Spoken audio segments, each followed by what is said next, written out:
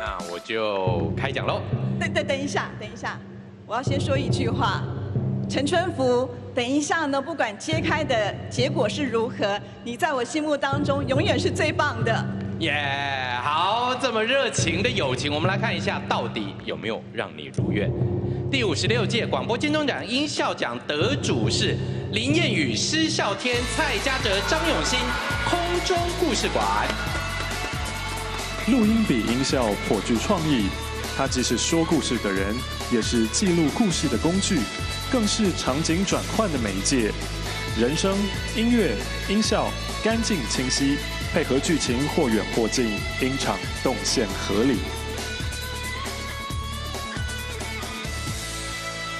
大家好，我是正声广播台中台的林彦宇。我想得到金钟奖是一个惊喜，也是一个莫大的鼓励。非常开心这一次跟牛湾娱乐第一次的合作就有这么亮眼的成绩，真的是太棒了。谢谢董事长，也谢谢正声广播公司的长官们一直以来给予我们许多发展的舞台跟机会。当然也要谢谢台长，还有台中台的团队们。最后，谢谢评审的肯定，谢谢。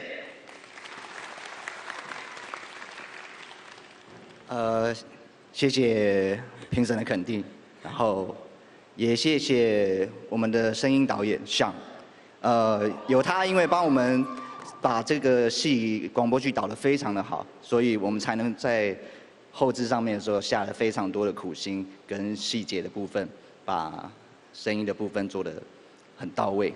对，然后谢谢我的公司的团队晴天信使下面的员工，那还有今天没有过来的同事，那都谢谢你们，有你们我们才可以做得到，谢谢。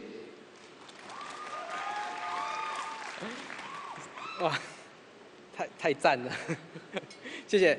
首先要感谢我的师父，我的楷模施孝天孝天哥。那有他呢，这几十年来的努力，他的所有成果跟经验，才是今天在我们这一代上呈现。非常感谢他，然后谢谢靠北牛湾娱乐的那个Sean，谢谢。有他的所有想法，他的行动力，才能让我们今天站在这里。感谢晴天信使，感谢他们，感谢晴天信使对我的栽培，做同仁，能够让我们能在这些忙碌的时刻，还可以继续做好这些事情。感谢正声广播电台、中台给我们所有的信任，才能有这些所有的创意。感谢所有配音员，你们的声音是一个整体。才有你们这个团队才会完整，谢谢，谢谢，谢谢，恭喜！哇，没有想到自己会在这边，而且我那时候入围了，过了很久我才发现，原来是要来颁奖典礼，然后我就很紧张。我真的是谢谢正声台中台的人，然后谢谢公司的前辈们，然后谢谢牛湾的Sean陈瑞欣制作人，然后可以给我这个机会沾光，感谢大家。恭喜得奖。